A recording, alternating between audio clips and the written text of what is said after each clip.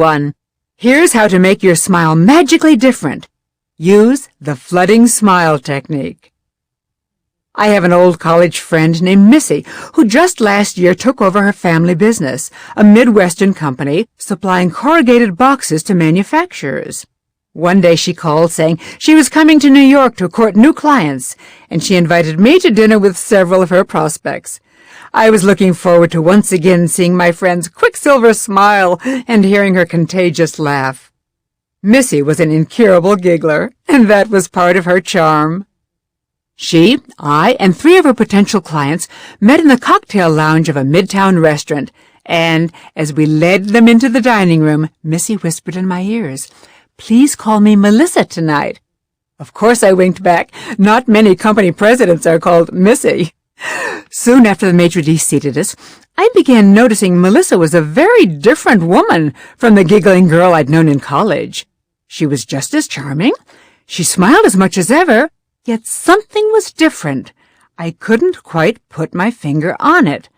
Although she was still as effervescent, I had the distinct impression that everything Melissa said was more insightful and sincere. She was responding with genuine warmth to her prospective clients, and I could tell that they liked her. I was thrilled because my friend was scoring a knockout that night. By the end of the evening, Melissa had 3 big new clients.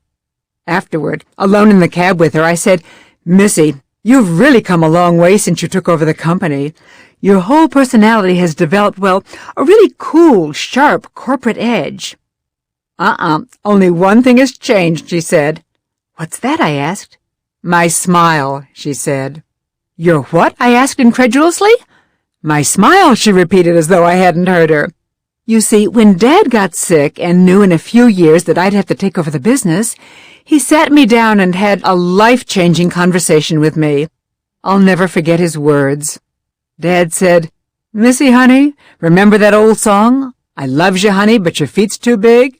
Well, if you're going to make it big in the box business, let me say, I loves you, honey, but your smile's too quick." Missy told me he then brought out a yellowed newspaper article quoting a study he'd been saving to show me when the time was right. It concerned women in business.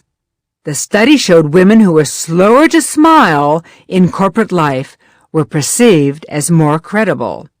Missy continued, the study went on to say a big, warm smile is an asset, but only when it comes a little slower, because then it has more credibility. From that moment on, Missy explained, she gave clients and business associates her big smile. However, she trained her lips to erupt more slowly. Thus her smile appeared more sincere and personalized for the recipient. That was it. Missy's slower smile gave her personality a richer, deeper, more sincere cachet. Although the delay was less than a second, the recipients of her beautiful big smile felt it was special and just for them. Technique number 1. The flooding smile.